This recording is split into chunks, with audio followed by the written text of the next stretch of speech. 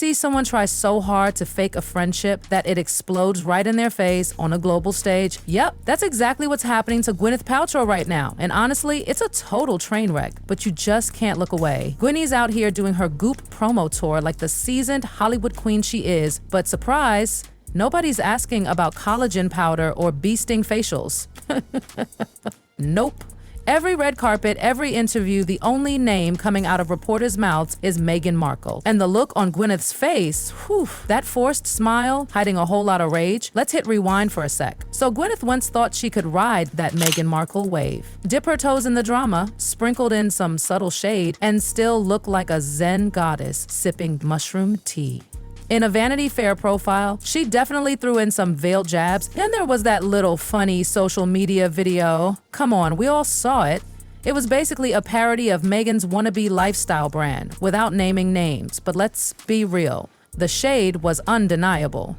But instead of standing in it, Gwyneth panicked. She switched lanes fast. All of a sudden, she's pretending like they're practically brunch buddies in Montecito. "Oh, we're just neighbors. So sweet," she said, like she wasn't just mocking the woman's entire aesthetic. But guess what? Every time Meghan's name comes up now, it's like watching someone get caught cheating on camera. Gwyneth looks like she wants to evaporate on the spot.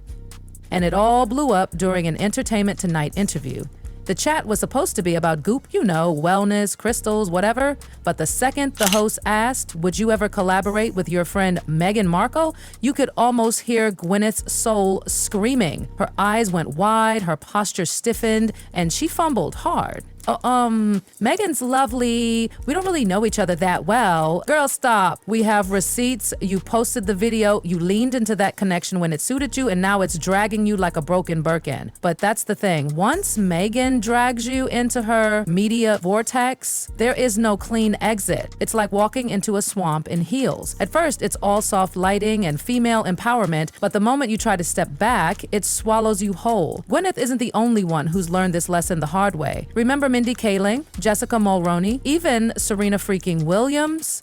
Meghan's supposed bestie seems to be inching away, yeah, even Serena. Oh, and then there's the Vogue drama, allegedly, and brace yourself for this one. Meghan tried to snatch the cover of American Vogue from Serena.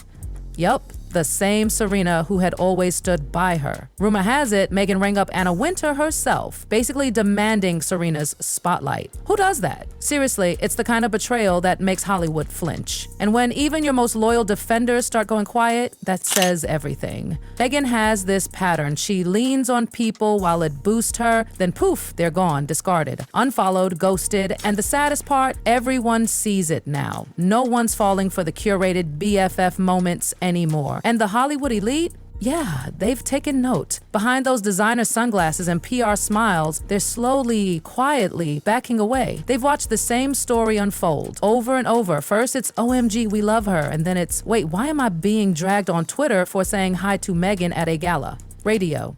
Silence. Not even a casual IG like, Every new interview, Mindy tiptoes around Meghan's name like it's made of lava. And it's not just about avoiding gossip, it's damage control. Because the Meghan connection, it doesn't mean good press anymore. It means mess. It means backlash. It means awkward headlines when all you wanted to do was promote your sitcom. Even Serena, who has never had her rep questioned, seems to be taking a step back. And when Serena Williams ghosts you, that's not shade, that's a full-on eclipse. Meghan launched brand after brand, podcast, lifestyle site, a Netflix thing here, a book deal there, and Serena's name is nowhere near any of it now. No posts, no retweets, no shout-outs. And that Vogue rumor still echoing through the industry. Meghan allegedly tried to take Serena's hard-earned moment for herself. That's not ambition. That's a PR landmine, and everyone saw it go off. Meanwhile, the entire Meghan Markle brand, it's crumbling because people aren't buying it, literally or metaphorically. Every polished launch, every authentic vlog or heartfelt quote feels like performance. All aesthetics, no heart. People can tell when it's fake, and they're over it. Take Megyn Kelly and Maureen Callahan, for instance. They didn't just poke fun, they roasted Megyn's With Love show in a parody that had everyone laughing and nodding. They nailed the tone, the self-importance, the constant narration about being relatable while everything is curated and camera-ready.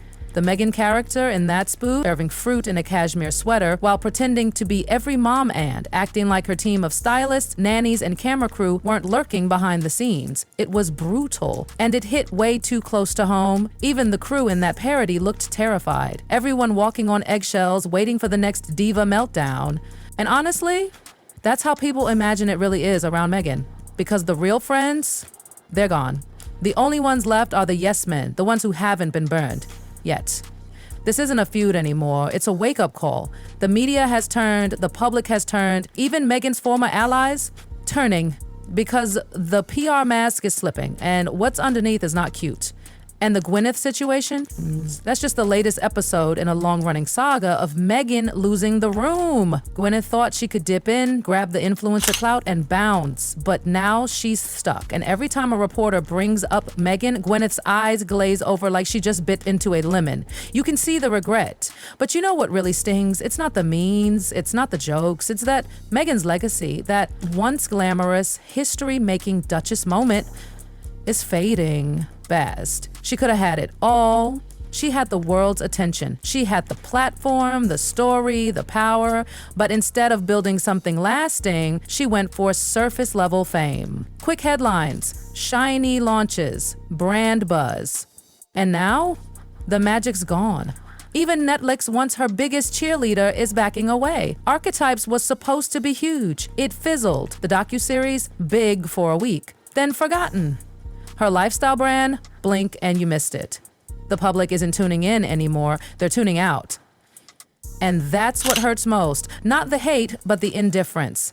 And it's not like Megyn's slowing down. Nope. She's still launching things, still putting out content, still trying to will that media buzz back to life. But every new project feels like deja vu. Been there, done that. The sparkle's gone. You can feel it in the headlines. Half-hearted, barely shared, quickly forgotten. Remember when she and Harry signed that mega Netflix deal? It was supposed to shake the world. But the aftermath? Nothing but whispers. Their projects keep coming and flopping. Even their supporters are starting to look away because when your brand is built on sincerity, but every move feels like a strategy, people notice. And when trust breaks in Hollywood, oh honey, it breaks hard. And poor Gwyneth, she's basically a case study in what happens when you play footsie with Megyn's media machine. One second you're doing a cute collab video, the next you're dodging questions like you in a war room. All Gwyneth wanted was a little promo. Instead, she's caught in Megyn's hurricane, spiraling through interviews like she's trying to dodge landmines. Meanwhile, Megyn's out here pretending nothing's wrong,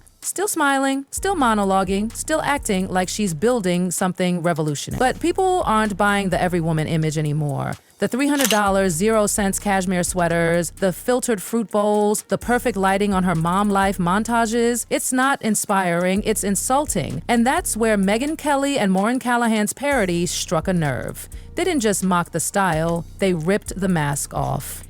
In their skit, Megyn's overbearing monologues and fake deep conversations got exposed as what they truly are. Polished, rehearsed, completely disconnected from real life. It was like watching someone deliver a TED Talk in the middle of a PTA meeting, and audiences ate it up. That parody went viral because it said what people were already thinking.